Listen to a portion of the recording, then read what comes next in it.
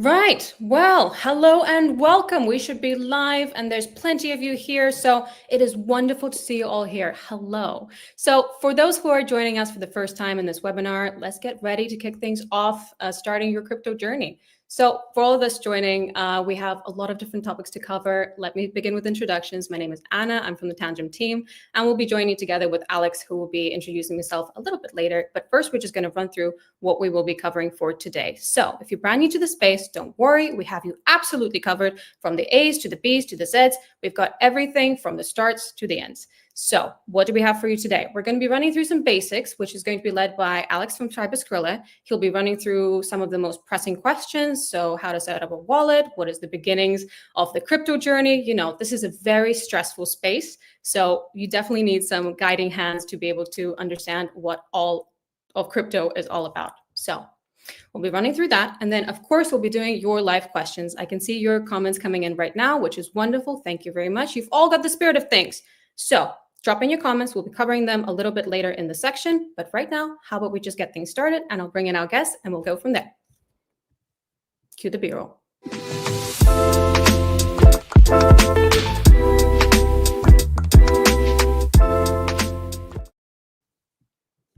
Right, adding to the stage. Alex, how are you? Can you hear us? Hello, world. Yep, I can hear you loud and clear, Anna, and I'm doing great. Happy to be here. I feel like this has been a long time coming. I don't know if I'm the only one who feels that way, but super excited to kick things off. Yeah, we've been also really wondering like how this live stream is going to go. We've been preparing for it. We've got some slides, all of the questions. We've done like polls inside the community just to sort of understand what is important to like the bare bones basics. Like if you've never touched crypto before, you've never heard about it. This is the first time that maybe like it's popped up onto your recommended feed and you went, okay, where do we begin? This is kind of where we go. So Alex, could you give us just a brief intro into yourself, just so people understand, you know, you're one of those people that's just absolutely amazing to listen to. You're absolutely clued into how crypto works and you've been in the space for a long time. So introductions, let's go. Yeah, I appreciate you saying that. So my name is Alex Gomez, for those of you who don't know me, and I run the YouTube channel Cyberscrilla, where I cover mainly crypto wallets, crypto security, and crypto basics. And I got started in crypto in late 2020. And then early 2021, I started buying NFTs. And I noticed that there was a lack of content surrounding the crypto space in general when I was trying to learn about crypto and get started. So I decided to share my journey myself. So I created cyberscrilla.com. I started writing some blog articles and they started to gain some traction. And then by the end of the year, in October of 2021, I actually applied to work for Gary Vaynerchuk, or better known as Gary V, for his company 1:37 p.m., where I wrote about crypto, NFTs, and blockchain technology. And somewhere in between that time, I started the Cyberscrilla YouTube channel. And after working with Gary for about 6 months, I just decided to go all in on the YouTube channel. And here we are today, and that's what I'm still doing. Wonderful. Well, great to have you here. We at Tangem absolutely adore you. You've made so many wonderful videos for us. Look, I'm not going to dive into too much about what we do. We're here to learn. We're not here to kind of cover what we are as a company. We'll get into that a little bit, of course. But we do want to cover essentially what the basics of crypto are, just so everybody's clued in. And then we can talk about all the wonderful solutions that we can offer. But Alex, I hand it off to you. I'm going to switch on the B-roll.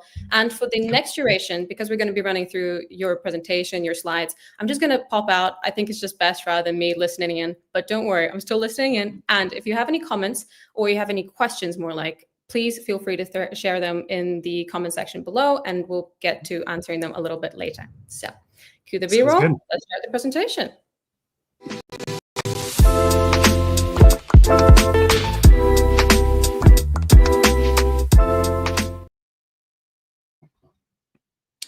All right. Once again, thank you everyone for joining the live stream. So as Anna kind of covered, we're going to start from the very beginning with what is crypto. And we're not going to go too deep on this topic, so don't worry, it's not like a college lecture, but I do want to cover the basics. So especially around this time of year, Thanksgiving, your family and friends are going to be asking you, like, what the heck is crypto and how do I get started? So hopefully you'll be able to tell them after this. So crypto, the easiest way to explain it is that it's a digital currency that uses special code called cryptography to secure it.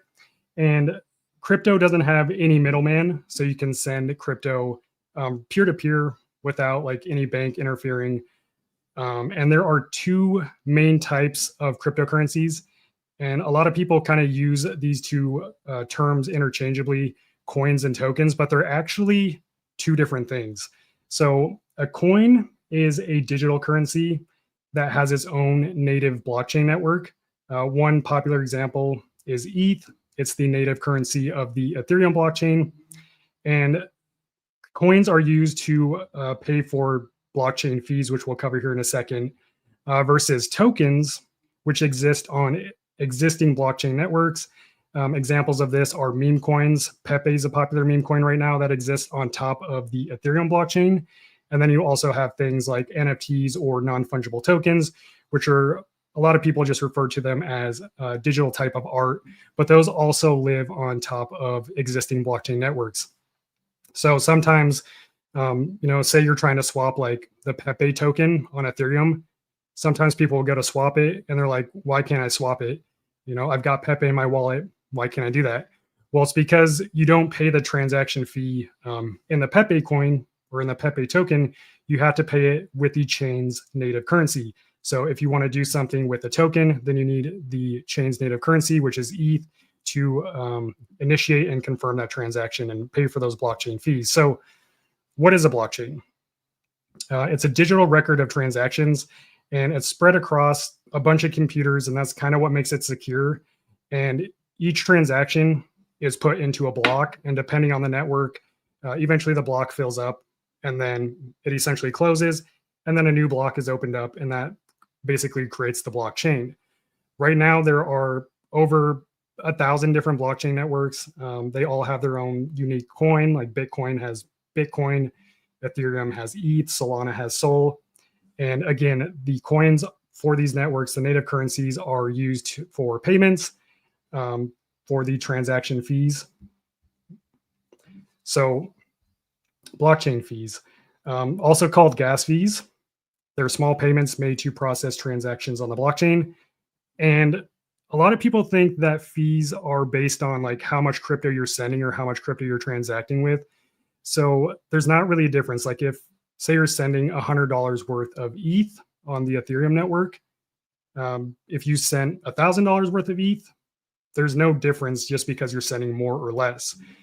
It actually depends on, first, the type of network you're using, and second, how congested or how busy that network is. So some networks like Solana, it's super efficient, it's super cheap to transact on. Right now, if you transact on Solana, you're paying about 5 cents versus Ethereum. I haven't checked lately, but I think within the last couple of weeks, to do a transaction, it was about $5. But that's because Ethereum isn't too busy right now. Not a ton of people are using it. Whereas back in 2021, 2022, when NFTs were really taking off, the network was slam packed because NFTs live on the Ethereum blockchain network, at least certain NFTs do. So at that time, to confirm a transaction, it wasn't uncommon to see $100, $200, or even $300 fees just to confirm a transaction. And that's, again, because the network was so busy. So again, as you kind of explore crypto and try out different blockchain networks, you'll probably have your favorite blockchain networks, and you'll experience which ones are more efficient, which ones aren't. That said, when a network is super busy, like when Ethereum is busy, it's actually harder to process your transaction. So if you're trying to buy, like maybe you're trying to buy a meme token before it pumps and you want to get it right now, or maybe you want to buy an NFT so that you could, make some money on it and flip it, and you need to buy it right now, and the network's busy, then you actually need to pay a higher fee. And this is how you optimize your transaction time. So if it's a super urgent transaction, then you would pay the higher fee to get priority over other people who are paying a lower gas fee. And you could pay a lower gas fee, but if it's something urgent, again, it could take a lot longer. Like I've had transactions take well over an hour on the Ethereum network when it's slam packed. And you choose these fees in your crypto wallet, which we're going to talk about later. But when you go to confirm a transaction, you can see that you can adjust the fee. Usually it'll say like low, average, and high. like right now, when stuff's not too busy, you could get away with choosing the lower fee or even the average fee, and your transaction will still probably go through within a matter of like 30 seconds to 1 minute. But when transaction fees are higher and the network is busier, you do have to pay a higher fee if you want to prioritize your transaction. So the funny thing about crypto is a lot of people think that it's stored on like a crypto exchange like Coinbase or in your crypto wallet like MetaMask or Tangem maybe. But crypto actually isn't stored on an exchange or in any wallet. It's stored on top of the blockchain.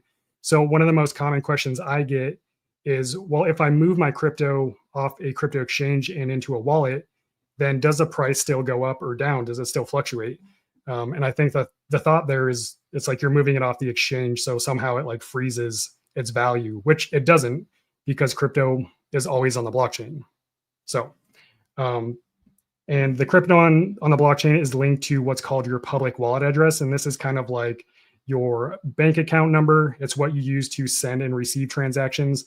And if you look on the slide here, this is an example of an Ethereum public wallet address. I think they're like 42 digits. And this is what you would use to receive crypto. But if a crypto wallet doesn't store any crypto or hold any crypto, then what the heck is a crypto wallet for? So a crypto wallet, you can think of it more like a tool to access and manage your crypto and your crypto account on the blockchain. Crypto wallets also store the keys used to access your crypto.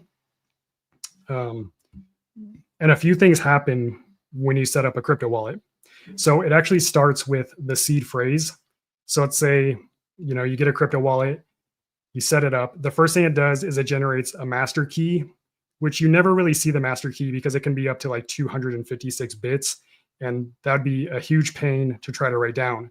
So the master key is actually turned into a seed phrase. And that's what we see as a user. And seed phrases are usually 12 to 24 words, random words that you have to write down. And this acts as your wallet backup. So if you ever like log out of your wallet, you need your seed phrase to recover it. The seed phrase is a master key to your wallet. Then from the seed phrase or the master key is derived the private key. And this is kind of like a unique password, and it's used to access, control, and approve transactions on the blockchain. And each crypto account in your wallet has its own private key. So let's say you have Ethereum, Bitcoin, and Solana in your wallet. Each account, so Ethereum, Bitcoin, Solana, they all have their own private key. And then from each private key is derived your public address. And that's why when you create a wallet, your Bitcoin address is different from your Ethereum address, which is different from your Solana address. So if you're sending Solana to your wallet, for example, you would want to use your Solana public wallet address, not your Ethereum wallet address, right? If you were to try to send Solana to like an Ethereum address, a lot of exchanges won't even let you do that anymore, or even some wallets. But if you were to go through with the transaction, you would most likely lose that crypto. And unfortunately, you wouldn't be able to recover it. So you always want to make sure that you're using the right public address on the right network when you're sending crypto. And just an important note here, if someone gains access to your seed phrase, then they have access to your entire wallet and everything inside of it. So the physical wallet, whether it's a cold wallet or a hardware wallet, which we'll get to in a minute, or just a software wallet, that's not actually the wallet. That holds the keys to your crypto. So the seed phrase is the actual wallet. So anyone who has your seed phrase, even if they don't have your crypto wallet, like the physical device or the software app, then they can still access your crypto. So the most important thing, it's like crypto security 101, is protect your seed phrase at all costs. Don't store it like in a cloud. Don't store it on a file on your computer. Don't take a screenshot of it. I had a guy call me the other day, and he told me that he was using a software wallet on his computer, and he had his seed phrase stored in one of his emails. Well, at some point, he must have downloaded like some kind of malware or virus, and eventually it found that seed phrase, and then they were able to access his wallet and stole about $3,500 worth of Bitcoin.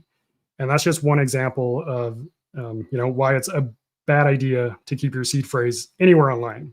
So moral of that story, keep your seed phrase secure. Don't share it with anyone. There are also seedless crypto hardware wallets, which I'll touch on later, where you don't have to use a seed phrase. Since most wallets are hacked via the seed phrase, it might be a good option for some people to just use a wallet that doesn't have a seed phrase, and then you don't have to worry about it. So there are a few different types of crypto wallets and crypto storage, starting with custodial and non-custodial wallets. So a custodial wallet is a third-party wallet, like crypto exchanges, Coinbase, Kraken, Gemini, Binance, even apps like Robinhood are all considered custodial wallets. And what that means is they actually own and control the keys to your crypto. So you're not in full control of your crypto. Now, I'm not saying crypto exchanges aren't like secure. It's just not a place that I would keep my crypto personally, because I've had some bad experiences keeping crypto on exchanges. I've had my funds frozen for months at a time. And when that happens, you literally can't do anything with your crypto. Also, my best friend, he had a few $1,000s worth of ETH on one of the crypto exchanges, and they locked his account for security reasons for just about 1 year.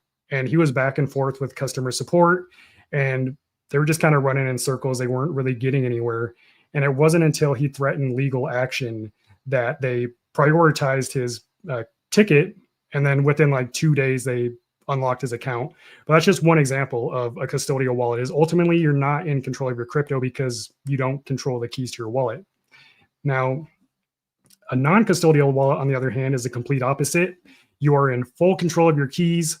No one can freeze your funds. They can't like lock your wallet or anything. It's your keys, so it's your crypto. So you remain in full control of your crypto. But with that comes a lot of responsibility, right? Because if you lose your seed phrase, the master key to your wallet, then you literally lose access to your crypto.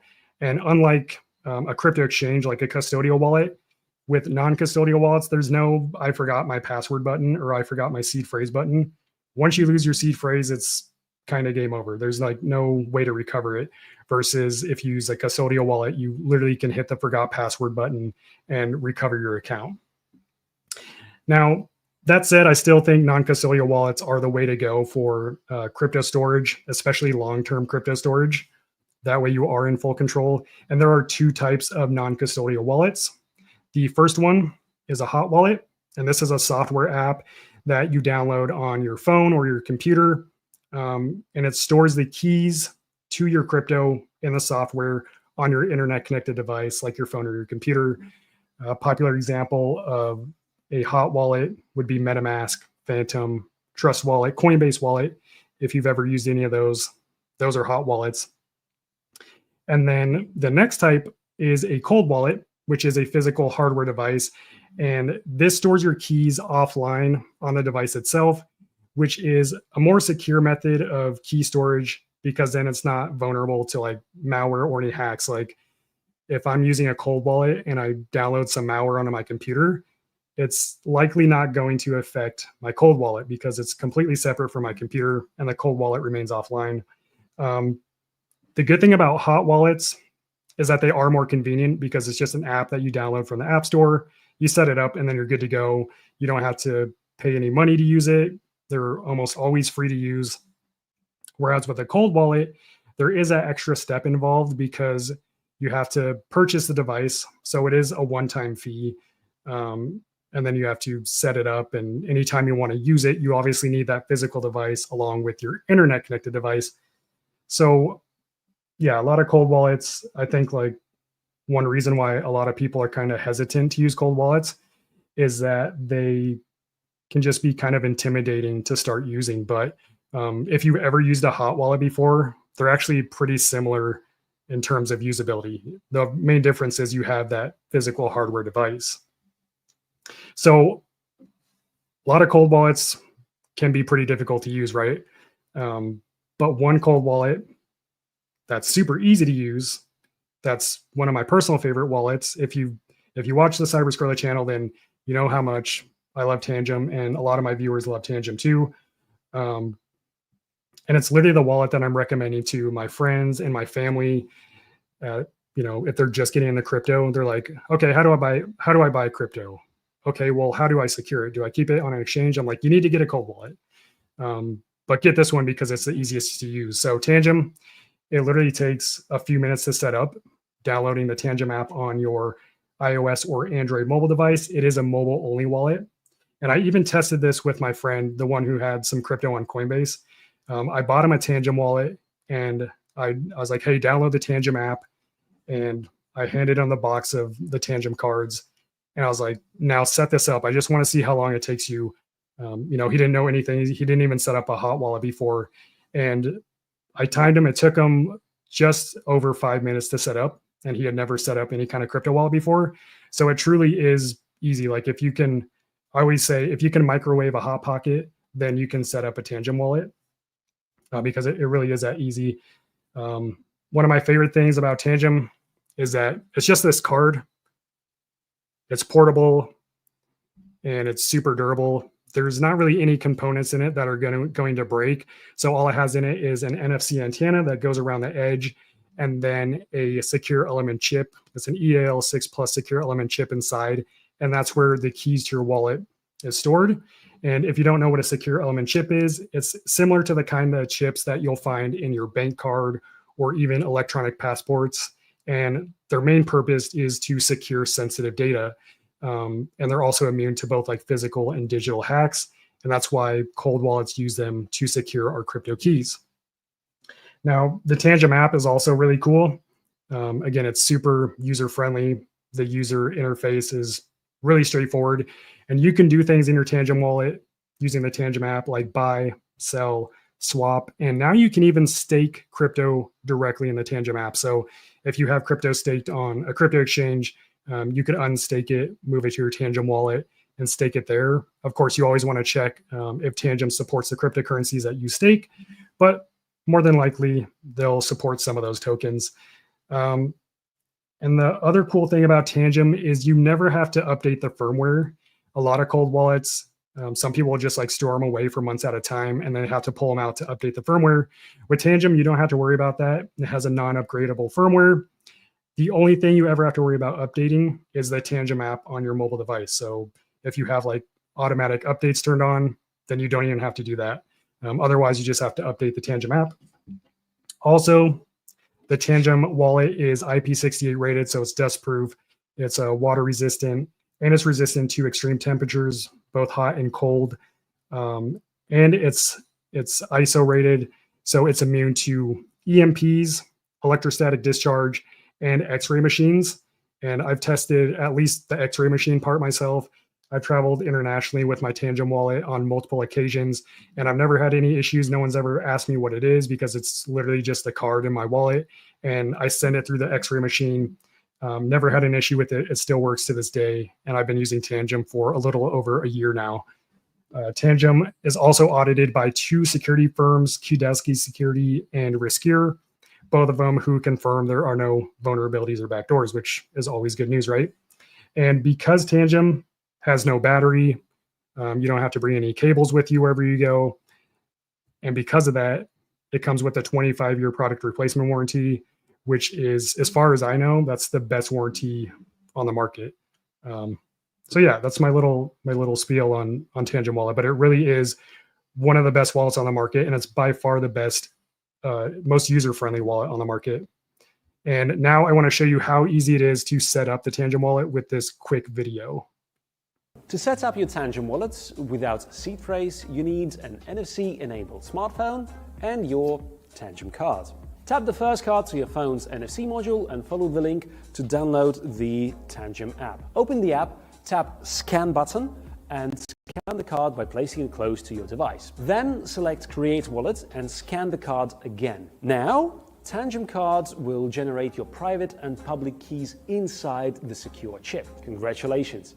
Your private key cannot be extracted, stolen, or exposed by any means. The wallet will ask you to create a backup. We strongly recommend doing this immediately. Tap Add a backup card. Now, scan your second Tangem card. If you are curious about how the backup process works, we have the special article that answers any questions you may have about that. The link is in the description below, as always. Repeat the process with the third Tangem card if you have one. Tap Finalize the backup process, and now you have to create an access code to protect your cards from brute force attacks. Tap Continue and enter your access code. You can choose any word, phrase, or numbers that you like. You can also set a unique access code for each card later. Select Continue and enter your access code once again and tap Submit. Scan all your cards one by one again, and now you have successfully set up your Tangem wallet, and we hope that you enjoy using it. All right, so yeah, it's super simple. And that was just, so that was the example of setting it up as a seedless wallet. So you can now set up your Tangem wallet either with or without a seed phrase. It's really up to you. I choose to set it up with a seed phrase. I just like to know my seed phrase. If you choose the seedless option, then each card is going to act as your backup. So you can buy a 2 or 3 pack of Tangem cards. Each individual card has the same keys on the card. So these are all the same wallet. But let's say you lose like one card or you lose 2 of the cards, you'll still have that one backup card. But if you use a seed phrase and then say you lose all of your cards, you would still be able to recover your wallet using your seed phrase. So it kind of depends on just your personal preference. I don't think there's any right or wrong. It just depends on what you want. I know a lot of people who love using it as a seedless wallet. And then there's me who I prefer to know my seed phrase. So now that we know a little bit about how crypto works and where it's stored and why we use crypto wallets, I want to talk about buying and selling crypto. So there are really 2 ways, not only 2 ways, but there are 2 main ways I'd say that most people buy crypto. So the first and most common way is using a crypto exchange. Again, Coinbase, Kraken, crypto.com, whatever you prefer. They're all pretty similar, but to do that, all you need to do is go to the site. So let's say go to coinbase.com, and then you create an account. It's like creating any other account. You enter your email address, create a password, but you will have to go through a KYC process, especially if you live in the United States. And KYC, know your customer, you'll have to do things like submit your full name, social security number, a picture of your ID, as well as a selfie usually to confirm and verify that it is actually you who's signing up for the account. And this is for like tax purposes and anti-money laundering purposes. So unfortunately, there's not really any way around this. So it's just part of the process. But that verification process, once you submit all that information, it usually takes about anywhere from 3 minutes upwards of 3 days, just depends on the exchange you're using. Once your account's verified, you want to link a payment method, and you can do this in the settings. And you could either link your bank card or your bank account. Usually I link my bank account. I think it's quicker, like when you buy crypto, and it might be cheaper fees depending on which crypto exchange you're using. And I think there's also you have more buying power. So you can purchase more crypto if you connect your bank account versus just using a bank card. But once you connect a payment method, you just select the cryptocurrency that you want to buy. You press the buy button, and it'll bring up all the details, like how much crypto you're going to receive, any fees that they're going to charge you. And then once you hit that confirm button, crypto will appear in your account. Now, most crypto exchanges will freeze your funds for like at least 72 hours. I use Kraken, and when you first set up your account and you first buy crypto, there will be a freeze on your funds, so you can't do anything with it for 72 hours. But then after that, you don't have to go through that again. It's like a one-time deal in most cases.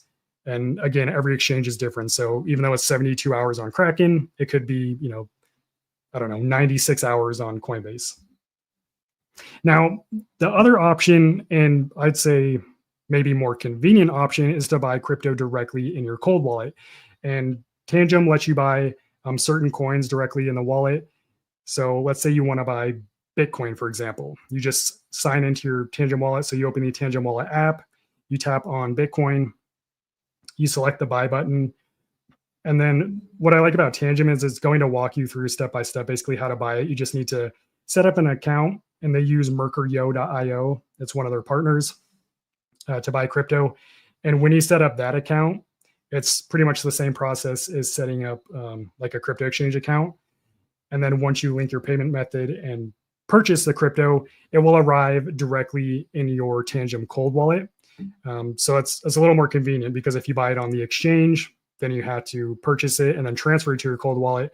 Whereas if you just buy it directly in your cold wallet, it just appears in your cold wallet. So it is more convenient. I have noticed that sometimes the fees are a little higher when purchasing directly in the Tangem wallet. And Tangem doesn't charge any fees, just to be clear. A lot of people ask me this, like, what are the fees to use the Tangem wallet? Tangem doesn't charge fees. The partners that they're partnered with charge the fees, just like crypto exchanges, because they're providing a service. So basically, they have a convenience fee. I think it ranges like upwards of 5%, depending on what you're doing. But sometimes the fees can be slightly more expensive, but it is a lot more convenient to just buy it directly in your Tangem wallet. And I'd recommend trying both methods, right? Try buying some crypto on an exchange and transferring it to your wallet to get that experience. And then also try buying crypto on Tangem and just see what one you likes better. I don't think, there's not a right or wrong way. I use both methods myself. It just depends on the day and what I'm buying. So speaking of sending crypto, if you do buy crypto on an exchange, you need to know how to send it. So first thing you want to do, obviously, is get a cold wallet and set it up. And then once you do that, let's say you want to send Bitcoin from your crypto exchange account to your Tangem cold wallet. You would go into your Tangem wallet, you tap on Bitcoin, and then you just tap the receive button. And then your public receiving address is going to pop up, what we talked about earlier. And all you have to do is tap copy, and then you sign into your crypto exchange account. You select Bitcoin in your crypto exchange, and then you hit the send, or depending on the exchange, it will say send or withdraw. You hit that button, you input how much crypto you want to send, whether that's, all of it or maybe just a partial amount. And then you paste your Tangem wallet receiving address into the send spot. And then you confirm the transaction. And again, you'll be able to review all the details before you actually send anything. And if it's your first time doing it and you're nervous, I get it, because I've been there before. You don't have to send all your crypto at once. If this is your first time and you're not comfortable doing it, then just send a small amount, right? Like if you're sending $1,000 worth of crypto, you don't have to send it all at once. Just try sending $10 worth. And that way you build up that confidence, and then you feel confident enough to send the rest. The only thing I'll say about doing it this way is you will pay the transaction fee twice, which, depending on the time of day, the time of year, it could or could not be worth it. I think it's usually worth it just to test it out and make sure you know what you're doing. But it's super simple. I always tell people, like, it sounds complicated, especially when you're just like hearing it, whether you're watching a video or in a live stream. But once you actually do it, you're like, wow, that was super easy. It's as easy as sending an email. Now, selling crypto. Everyone eventually, unless you're a Bitcoin maxi, you're going to sell your crypto at some point. That's the reason a lot of people are in crypto. They want to make money. So again, there are two main ways people sell crypto. The first way is on a crypto exchange. So let's say you sent some crypto to your Tangem wallet. You held it there maybe for a few months, maybe a year, maybe a few years, and now you're finally ready to take profit. Well, you just send that crypto back to the same crypto exchange where you initially bought it.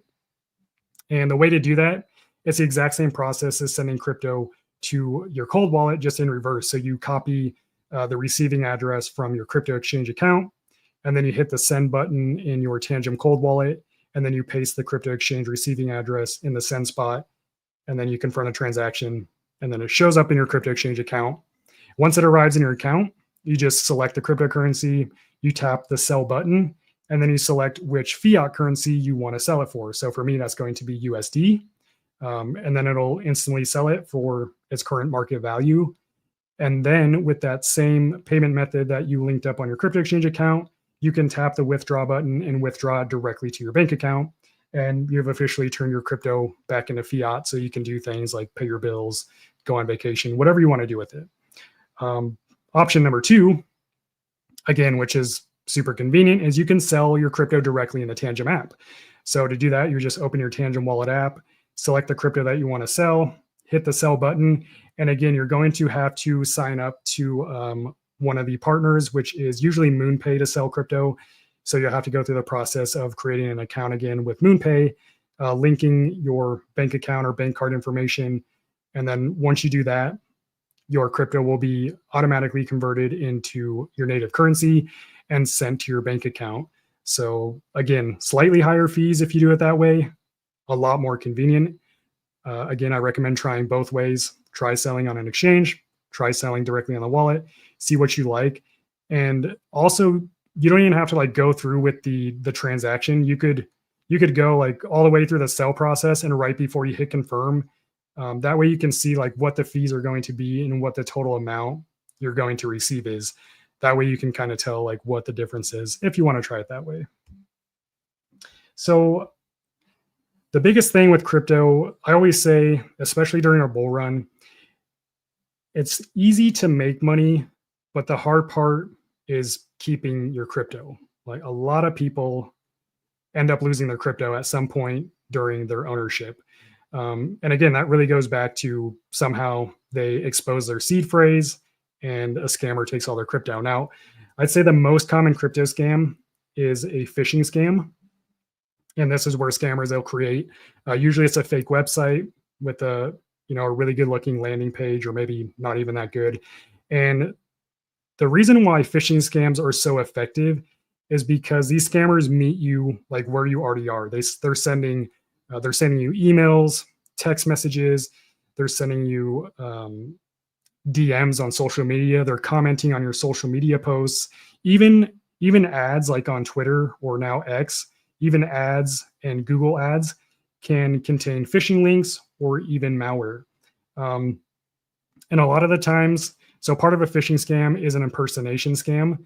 And a lot of the time, these phishing scams will create like a realistic looking website. Let's say they create like a fake Tangem website, and then they send you an email like, oh, you need to update your wallet. Enter your seed phrase here to update your wallet. Well, a couple of things. One, we already know Tangem is non-updatable, so we wouldn't fall for that. And two, we know not to share our seed phrase. But if you're a beginner and you're not aware of this kind of scam, then it's actually really easy to fall for. And I know a ton of people who have fallen for these types of scams. I have a lot of my subscribers, they'll call me and they'll be like, hey, Alex, I was just scammed. And they're really intelligent people. They're just new to the crypto space. And it's usually not like a little bit of money. It's not like a couple $100. One guy that I talked to lost $45,000 because he had entered his seed phrase on one of these phishing websites. So as long as you know that these are out here, unfortunately, you really just can't trust anyone. If they're telling you to go to a website, especially if they're using like some kind of urgency, like you need to do this right now or you're going to lose all your crypto, that should be an instant red flag. You need to just stop, just take a breath, and then, think about what you're doing, because a lot of the times it is going to be a scam. So when it comes to protecting your crypto, it's really, in my opinion and in my experience over the last 5-ish years, it's really not that hard to keep your crypto secure. Again, it always goes back to your seed phrase. If you can just keep your seed phrase safe, then you're probably not going to get hacked, right?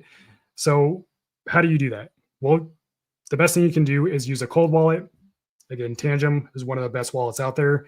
I forgot to mention, Tangem has sold, I think, over 2 million wallets since 2017. Not a single wallet has been hacked.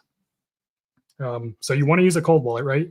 You want to get your crypto transferred over to a cold wallet and use that wallet to secure your keys.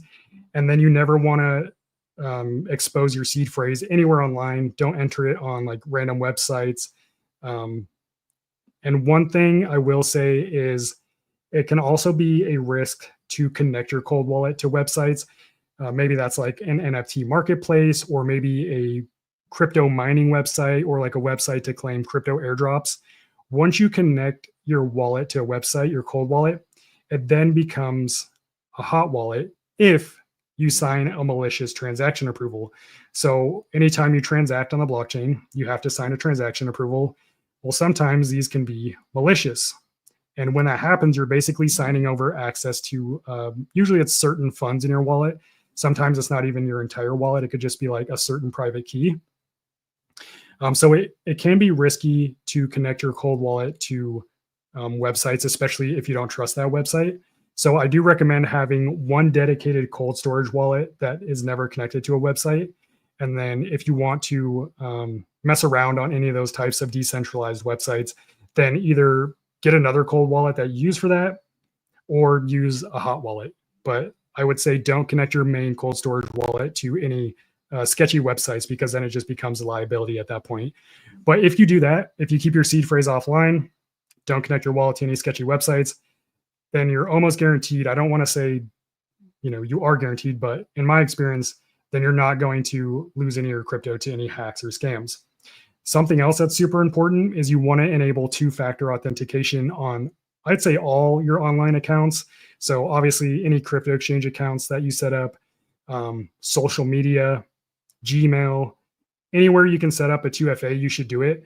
A text message 2FA is fine, like where you log into your account and then they send you a code to your phone and then you have to enter that code onto the website. That's a good option. I prefer to use like Google Authenticator app if the website allows it, just because there are like SIM swap attacks where people can steal your phone number and potentially, get that 2FA code sent to their phone. But if the website doesn't offer some kind of other two-factor authentication other than text messages, then it is at least worth doing that, right? So enable two-factor on every website that you have an account on. And I feel like I went through that pretty quickly. Not a bad thing. I think you might even come out of this with more questions than what you came to this live stream with, which is also a good thing. So I'm happy to try to answer any questions you might have, whether it's about Tangem or crypto, really anything. I'm open to anything. If I have an opinion or an answer, I'll do my best to answer it. Absolutely. Well, I'm glad to be jumping back in. I hope you can still hear me and see me. It's been an absolute pleasure listening to you. I want to kind of stress that we also do have community channels that anybody can just come to, whether you are a Tangem user, a non-Tangem user, you're just interested in the space. This is what community channels are for. We're here to educate and we're here to guide. Our goal is to have the most awesome experience that you can possibly have in crypto, to make sure that you're being safe, that you're completely knowledgeable about where to do your swaps or buy your crypto or do any kind of operations. The community team is here to guide you. This is not a 1 hour session and then we kind of leave you to your own expense. We are here to actively support you. And Alex, I'm sure that you absolutely agree with this sentiment. So if you have any kind of questions beyond just what we're going to do right now, you can drop them in right now. But if you have any more questions that pop up afterwards, we will gladly welcome you in our community channels. We have a team, dedicated team, 24/7, ready to answer any of your questions when you first begin your crypto journey, or whether you're a seasoned veteran. So let's begin the live stream session on the Q&A part. We do have some questions that were dropped in beforehand, and we're also going to take your live questions. So if you have them right now, be sure to join in by asking questions right now. Okay, let's go.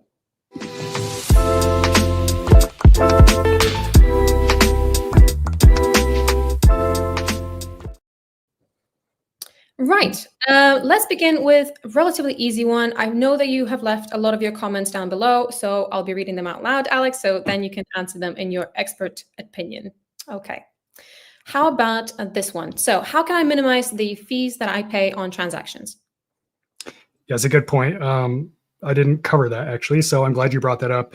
So one way that you can reduce fees is you can wait for the network to kind of calm down. This can be kind of hard to do during a bull run because people are using that network pretty consistently, but there are usually certain times of the day where a network might be a little less busy. So for me, in my time zone, that's usually late at night, like after 11 p.m. And I've seen like 50% reduction in fees. So really just waiting until the blockchain network isn't as congested, or just if you can use a completely different blockchain network, which isn't always possible, but something like Solana, which is cheaper than Ethereum, for example. Yeah, there's tools that you can use online, sort of like gas trackers, which also would be a very good shout, just if you want to monitor throughout the day what that kind of looks like. So there's different resources available to be able to definitely pay the lowest gas fee possible while still maintaining a quick transaction. Okay, this is one of the live questions that popped up. I just started moving my Bitcoin off exchanges into a cold wallet. Should I use multiple cold wallets to spread out my Bitcoins? Yeah, I don't think it's ever a bad idea to diversify your crypto. And I'm not sure if there's any like set amount that, once you reach 1 Bitcoin, you should get another wallet and then use that wallet. I think it really just comes down to personal preference.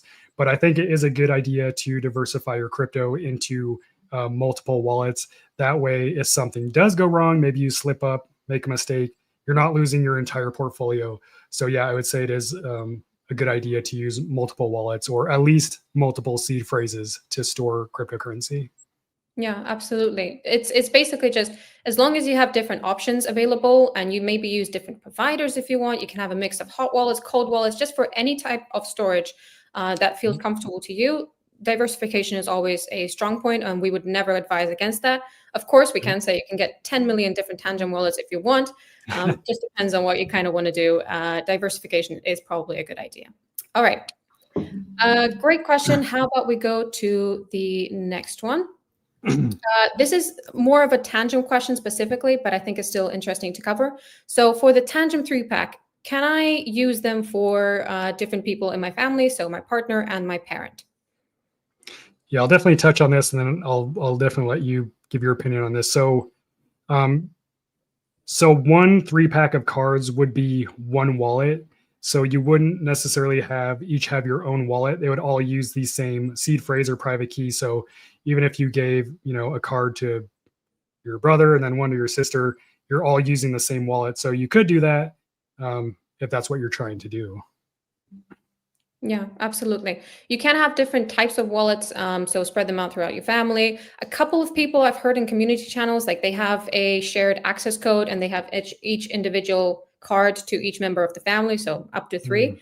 But it basically depends on how you want to use it. But it does come, so 3 cards in a pack or 2 cards or 1 Tangem ring as part of that. It would be a whole set together, but 3 different backups. This is for the case of if you go seedless, you obviously want to have some sort of backups. So you can always access your crypto in case you lose one card or, I don't know, you damaged it in a fire. So there's always backups to your individual wallet. So it basically just depends on how you want to use it. But no, you cannot use it just by itself and spread it out. You need to have at least 1 backup. That's just a safety mechanism that we created because we don't want people, having a seed phrase or having a seedless actually, and then having the issue of you lose your card, what then happens? So provided that you keep all 3 of your cards safe and in secure separate locations, you're absolutely good to go. Okay, how about one of the other questions that was asked a little bit earlier? Can I access my crypto on any device? It's up to you how you answer this. I would maybe say, touching upon not just Tangem, but maybe other different storage methods. Yeah, so yeah, it's definitely an open-ended kind of question, but like, let's say you set up a Tangem wallet using a seed phrase option. You're not just stuck with using Tangem. Like maybe you want to try out a different wallet or something. You can actually take your seed phrase and import it into like another brand wallet, and you can access your crypto on like a desktop device if you get a wallet that supports desktop use. So you can definitely do that. That's kind of how I would take that question. Yeah, absolutely. Plus, when it comes to Tangent specifically, you actually, so the funds are stored on the cards, they're not on the phone. Yep. So if this is Yep. a question in terms of, can I use it with different phones? Absolutely. You can connect it to any different phone at any point. You just need your access code, which protects your card. So just to make sure that just in case somebody grabs your card, they can't do anything with it because it has an access code. So definitely you can access it on any device, and you can also have as many different devices connected to one phone. I think there's a hard cap of like 80 different wallets connected to one individual phone, but who in their right mind has that many wallets? So let's call it unlimited just for the sakes of this. I always wondered that if there was some kind of hard cap, but that's a lot of Tangem wallets to have. Well, there you go. Now you have some little bit of information from this live stream. Okay. Let's do another one. This is a little bit curious. Let's see how you kind of approach this. Is it safe to use public Wi-Fi for managing my crypto? That's not something I would ever recommend. It's really just like a privacy concern. You don't know, like if you're using some Wi-Fi in an airport, you don't know whose Wi-Fi you're connecting to or what access they might have to your device. So no, I would never use any public Wi-Fi, especially when dealing with crypto. But even in general, I probably wouldn't do it. Gotcha. All right. Let's touch upon this question. This is a longtime supporter of our community coming up. This is a compliment to you, Alex, but the second part of it is what is interesting to all of us. So if I create a seed phrase on Tangem, not seedless, what is the best way to store it? That's a good question, and I appreciate that comment.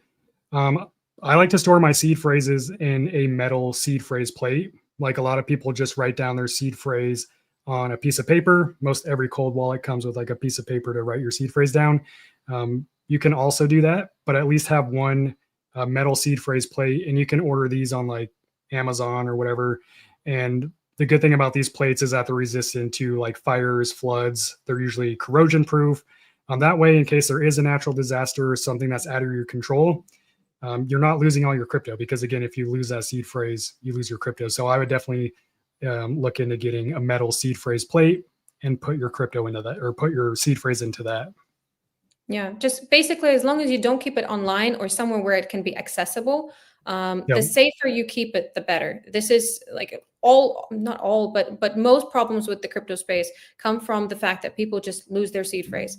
This is a common issue. It's just people kind of fail to understand that 12 words or 24 words is all that it takes from losing your assets. But the good thing about it is if you keep your assets completely safe by keeping your seed phrase safe, then there is practically no risk. Of course, that comes with a caveat. You can't make guarantees in the space, but you would be basically just life-proof. If you keep your seed phrase safe, then everything else is safe.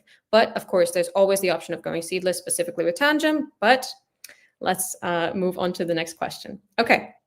This is a question coming up more about just external connections. What can we kind of connect to? So can Tangem connect to any coin tracker? Honestly, I've never tried that. So I know you can connect Tangem Wallet to certain decentralized applications using the Wallet Connect function in the settings. And also in the app now, I know you can at least see like market data for your cryptocurrencies if you're just trying to track price.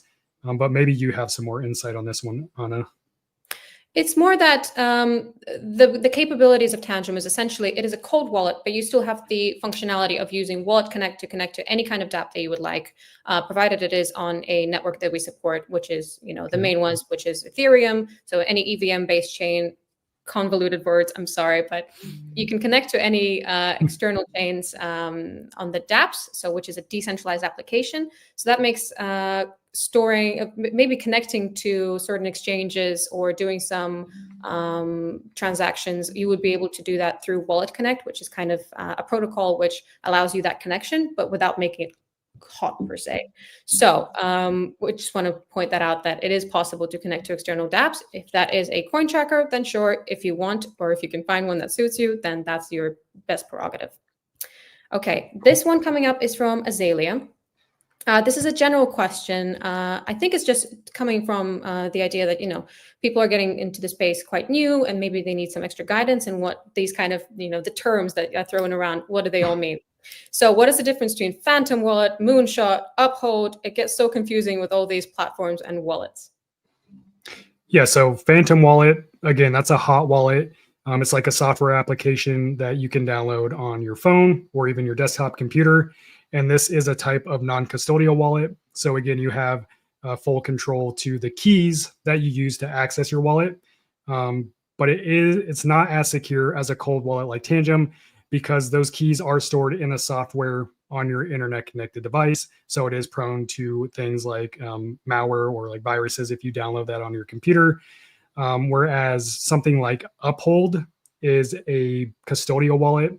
That's a cryptocurrency exchange. So that's a third party that actually controls the keys to your crypto. So you don't actually have full control over your crypto. And that's really the difference there. And I'm not familiar with Moonshot, so I don't know what that is. So many different things changing in the space. There's new, the cool trending thing that's coming up, and everybody's using it all of a sudden. So it's just the space. That's what it is. It's very moving, very fast. But don't worry, don't get bogged down with the details. It's all about just finding the dApps that work for you over and over again. And then if you see something that comes up that's interesting, then yes, you can try it. Okay, this is a question coming out. Of course, everybody wants to know, yes, you have your crypto. Now what do you do with it? You've made your wonderful profits, not financial advice, but let's say you've made some profits. You want to move your Tangem, you want to move your crypto out, for example, from your Tangem to, let's say, your actual bank card that you can use in stores. How would you do that? So the question is, how do I move my crypto out of the Tangem wallet into my bank? But I think this is also just a question, just generally, how do you move your crypto from any kind of wallet? Yeah, I kind of touched on this, but if you have crypto in your Tangem wallet, you can sell certain cryptocurrencies directly from the Tangem app. So you would just tap on whatever crypto that is. Let's say it's Bitcoin. You just select Bitcoin in the Tangem app. You select the sell button. And then there are some steps on screen that you'll need to follow to set up an account with one of the third-party providers. And once you connect your payment method, so your bank card or your bank account, you'll be able to actually basically cash out directly from your cold wallet straight to your bank account. The other option is to send your crypto back to a cryptocurrency exchange. And again, to do that, you would go to your whatever crypto exchange you use, select the crypto that you're sending to it, and then you copy the receiving address. Then you go back to your Tangem wallet, select the crypto that you're sending, hit the send button, and then paste your crypto exchange receiving address in there, send it over to the exchange. And then once it arrives in the exchange, you can hit the sell button. It'll turn it into fiat. So, you sell Bitcoin, now it's USD. Once you have the USD in your exchange account, you can hit the withdraw button and withdraw it directly to your bank account. And usually it'll show up in your bank within 1 to 3 business days in my experience. Absolutely. So this is what is called on and off ramping. On means to get you from dollars into crypto, and then off ramping is from crypto into dollars. So if you come across that term, that is kind of what it means. It basically just means how to get in and out of your crypto to actually be able to use it, in fiat. So you can actually use it as a normal, ordinary dollar, euro, and so on.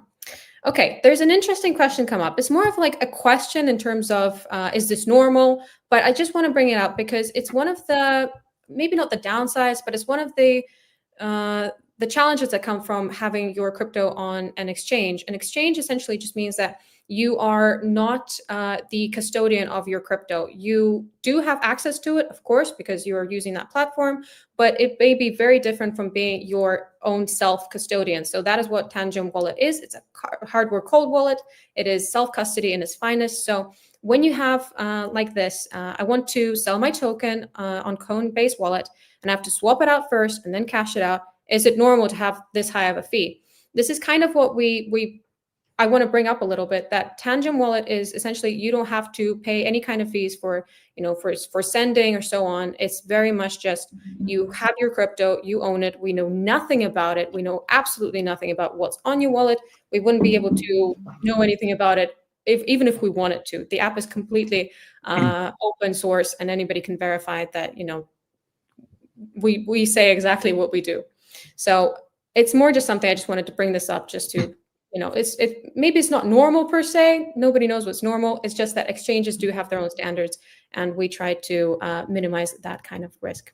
Okay. I noticed that we're going a little bit overboard. We've had 1 hour.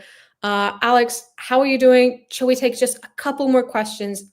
I'll also say, if you are watching live and you want to ask us a question, this is your last chance, unless you come to the community channels. And there was also a question from Azealia, where are the community channels? You can find them on our main website, which is tangem.com. You can find Telegram, Discord, Reddit, anything you possibly want. We have a team of moderators who will guide you from any kind of questions that you have. But this is your last chance to ask it if you want.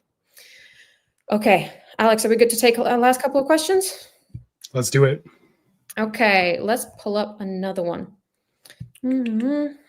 Minimize transaction, public key.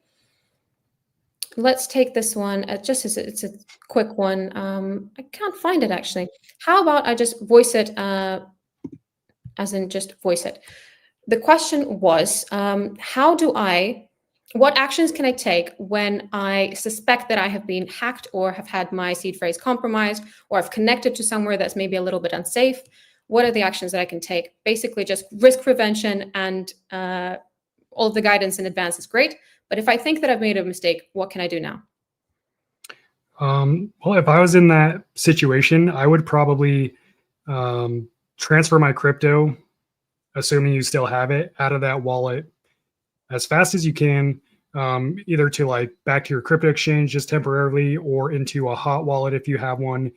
And then from there, you can just create an entirely new wallet. For example, if you have like your crypto on Tangem, you could always go into the settings, do a factory reset, and create a completely new wallet.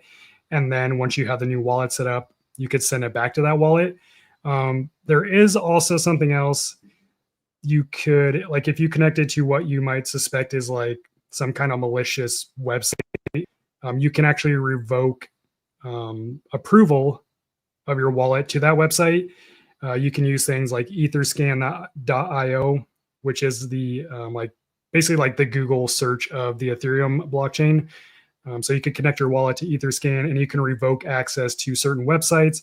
And then there's also a website that I like to use called revoke.cash that allows you to revoke access to your wallet. But if I was in that situation again, probably the first thing I would do is get my crypto out of that wallet until I could figure out the next step. Absolutely. Plus, you can also, from the Tangem app, definitely, but maybe some other apps as well, you can also go into the connection settings, like when you go to connect through Wallet Connect, and you can disconnect from there as well. So there are definitely actions that you can take. Minimizing is the best thing, but if that unfortunately did happen, another thing that you can do, you can reach out to our support team. While we might not be able to take any actions, just because, you know, it's the wonderful thing about blockchain, you are your own custodian, but you're also responsible for your own crypto journey. But you can still reach out to our support team. We can guide you in terms of maybe some first aid that you can do. We can point you to the right resources. So our support team is there, depending on, you know, whether you were with Tangem or not. We basically are there just to guide and make sure that people are safe and happy always. Okay, there's one quick one that I want to just quickly mention, because I've shown it a couple of times during the live stream. So Azalea did ask, how does the Tangem ring work? I'll just quickly cover this, because this is the Tangem ring. It's amazing, it's beautiful. And Alex has one as well, of course. Alex has done amazing videos covering what the Tangem ring is. And essentially, it's a little hardware wallet. And of course, you still have your backups with the cards. And it's a simple ceramic ring, and that would function as your hardware wallet. And you have 2 cards to back that up. It's exactly the same. The hardware is the same. You know, you can just use it to connect to your Tangem wallet at any point. I mean, I use it purely just, you know, I use my phone, tap it whenever I want to send crypto immediately, and I have to don't look for my cards. And it's very innocuous. Nobody knows what it is. And it is protected by access code, so nobody can get into it. So I just quickly wanted to cover that. Alex, do you have any raving words about Tangem ring? No, I honestly can't believe I forgot to mention it. And it's because it's so, like, I don't even think about this when I'm wearing it. Like, unless I'm using it, it's literally just because I usually wear a wedding ring. So now I'm wearing this. And I honestly forget it's a cold wallet. So I just completely spaced it. I mean, I'm part of the Tangem team, so I'm not supposed to be like this raving on about it. But like when I got it, it was just one of those things where it's like, wow, I couldn't believe it. Like, we have such a cool product, because it is just, it's so lightweight, and like, it's just the perfect little accessory. But if you do want to find out more about it, there is the website. Again, no shilling, but it is what it is. I had to mention it. Okay, and how about for the last question of the night? Let's do this one, which was also asked by the same person in the beginning. What are the chances of a cold wallet getting hacked if I do not connect it anywhere and I do not ever give out my seed phrase? I would say the chances are non-existent. I'm not going to say it's impossible, because I don't believe nothing is impossible, but it's pretty much impossible. Like, if your seed phrase is secure and you're not connecting to any sketchy websites, then your crypto is going to remain safe. That's how I've done it for the last 5 years. And I think that's the best way to do it. Just keep that seed phrase safe and you're going to be good. Yeah, absolutely. And, you know, if you do choose to go with Tangem, I'm not pushing anything in any way. Everything is always about your decisions and how you feel about your crypto journey. But another thing is to protect your access code, because these things, they do come with an access code, and the same thing with the cards. So just make sure that you're keeping all of your information private and safe. And that way you will never have to have the situation where you're asking these kind of questions, because I know this space is really stressful and we spend so much time talking about the risks that come attached to it, but not because that is primarily what the space is. It's just the space is so freeing and so beautiful in the way that you are your own bank. You are your own self-custodian. You're responsible for everything, and you have complete control of your assets. But with that comes risk and responsibility, and it is an honor to do it. So I think that's my finishing speech in terms of how great crypto is. And if you want to join this wonderful little crypto rank, be sure to come into our community channels, and we'll be sure to guide you through any kind of questions. Even if you don't want a Tangem wallet, we're just here to educate. Absolutely, completely. We just love the space, and we want to make sure that everybody's happy with it. So, yeah. Great. Alex, I think we're going to wrap up. How are you feeling? Any last words? Anything that maybe we can share with the wonderful community and anybody watching in the rewatch? Anything? Final words? Once again, thank you everyone for joining the live stream. I hope we can do this again someday. And also, maybe now's a good time to mention that if you signed up for the live stream, you'll be receiving an email likely within the next day, and there will be a nice discount in there if you do end up deciding that you want to go with a Tangem wallet. Absolutely. Yes. We're always here for anybody who wants to take the plunge into Tangem if you would like. But if you're not quite there yet and you just want to ask some questions, we're also 100% here for you. So in which case, I bid you all farewell. Thank you so much for joining us. And we look forward to seeing you in our community channels, which I've mentioned a million times, and I will continue doing so, because at least that way we know that we're there to protect you and make sure that you're guided in your crypto journey. So from all of us here at Tangem and from Alex from Cyberscrilla, thank you so much for joining us. And until next time, be sure to check out Alex's video. They are really, really good. Personal fan here, and everybody at the Tangem team loves his videos. So be sure to check them out. Okay. Have a wonderful session and enjoy this wonderful little wrap-up video that we have. Goodbye.